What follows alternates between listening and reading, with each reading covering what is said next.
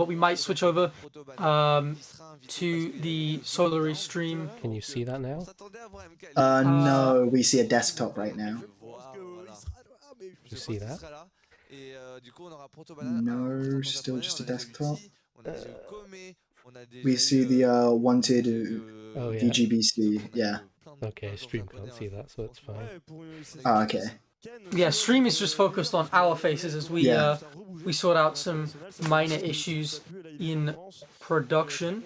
And we are on our way to watching Tomberry Pew on the Solary stream. Tomberry, of course, the Snake player, we've seen them. Pew, of course, the Ness player. Very, very strong in their own right. Yeah, no, but Pew doing very good right now, sitting at 39% against Tomberry's 102. And just, you know, Ness has just such good options when it comes to getting around all of these explosions with that down B. Oh, I love these movement mix-ups from Pew. They are next level. I was stunned. I actually took a second to react to it because it was absurdly good. You know, these PSI magnets. Yeah, and the ability to just kind of hover over and heal from all of like the explosions and stuff makes this such a rough matchup for Snake. I love the weight from Pew as well, just stalling it out barely. It's a great weight from Tomberry as well, knowing how scared he was of the up tilt to land it anyway, but it's not going to kill. And now, you know, Pew is just very good at finding all of these up Bs and up airs, just keeping Snake in the air. Oh, and then Pew goes down to a back air. And Tomberry now is sitting at 66%. Both players on second stock. And it's just a little bit of a slow game. Oh, very good PSI magnet, absorbing that explosion to get reset straight back to 0. You know, when you think about it, Snake is a character who kind of relies on trades and being heavier than you. And if you can just heal all of that, it gets rough. It gets rough because that extra damage that you were taking to try and hit your opponent just becomes extra damage that you were taking because your opponent's healed back everything. Do you see how he's side magneting next to the C4? Yeah, he's begging Tomberry to do it. You won't. Oh, he will. He will. Maybe Pew thought he'd condition Tomberry to like not do that, but then he just did. Yeah, but then he just did. He hit him with the mix-up. Very smart from Tomberry. He just went, okay, absorb this. Oh, okay. Yeah, he's unsafe on hit. It's not a good move, actually. Ness down tilt's not good. Getting hit by the grenade there, trying to go for some sort of edge guard. Okay, just swinging all of these big aerials. And again, these movement mix-ups are so good, just waiting for Tomberry to press a button and punishing accordingly.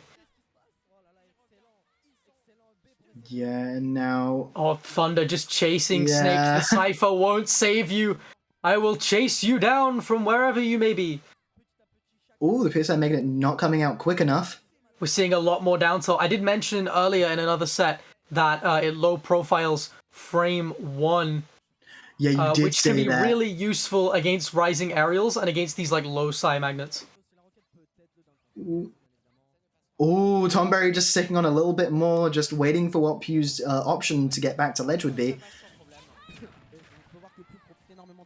Oh, the PK Fire just not hitting, and now Pew is off stage. Very high percent. Oh, the Nikita's going to come in clutch. Good Nikita again! And that's it. Tomberry takes game 1. Tomberry takes game 1, and we were talking about how difficult this matchup might be, but he did definitely adapt to it over time. You can't really commit to those side magnets as much off stage because you're going to have to end up using a resource to account for it, jumping out of it, that kind of thing. But because of that, he was able to basically wait for those air dodges, wait for him to extend his resources, and then punish with a Nakia. Yeah, no. Just even with the threat of PSI Magnet, just taking that explosion, it's the calculating Nikitas from Tomberry coming out. And now we're going back. Now we're in SBF. We're in SBF, so it's a very similar layout, but it's a different size stage, the platforms are much more of a problem. This is actually a better stage for Snake, because if you're placing C4 on the platform, it covers a lot more space. But that doesn't matter when Pew Psy Magnets it, as he did like 5 seconds ago. Really, really strong from him. Again, he's just good at like calling that out and finding a way to get those heals. And when Snake's not winning those trades, things get a little bit rough. Yeah, no. As you said earlier, Snake relies on all of these trades just coming out.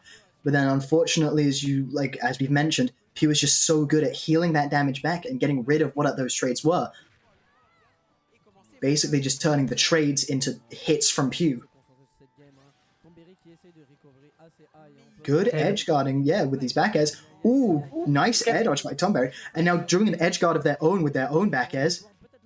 Okay, the Snake ledge trap vortex has been set up. I love the jabs. He saw the Psy Magnet coming up to counter the up smash, and he knew immediately how to respond, just holding him in place with the jab, interrupting the Psy Magnet, and then letting the up smash connect. Really, really smart stuff from Tomberry as he tries to chip on a little bit more damage. We're seeing a bit of crouching, a little bit of down tilts as well. And again, it's just because he's so floaty, he has to rely on rising aerials. And if you've got if you got moves that can low profile those, it's getting a little bit more difficult for Ness to try and hit you, try and get things going. And Pew's starting to struggle here.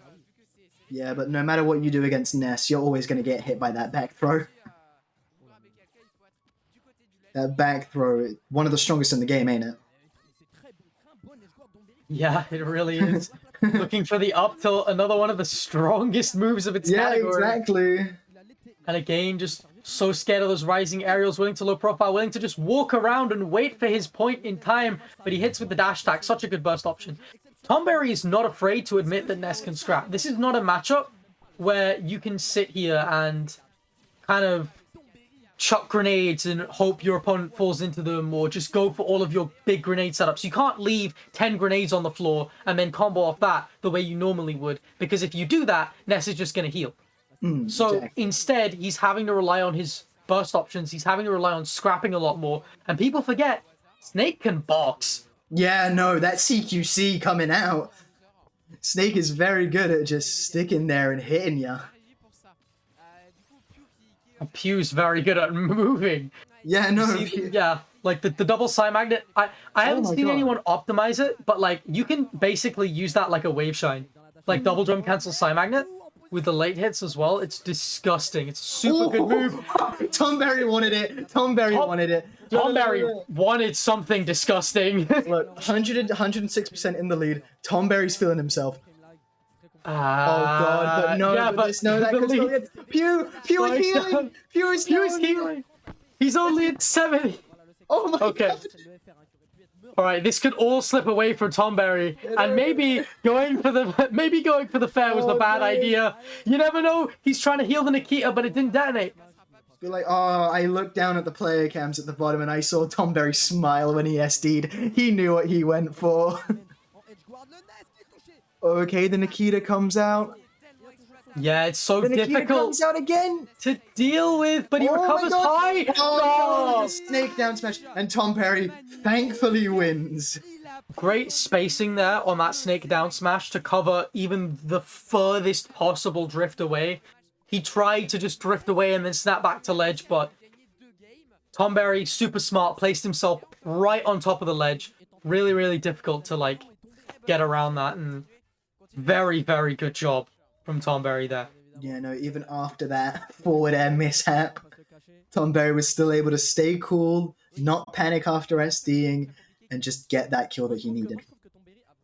Yeah, and he just knew how to play around that matchup super, super well. We saw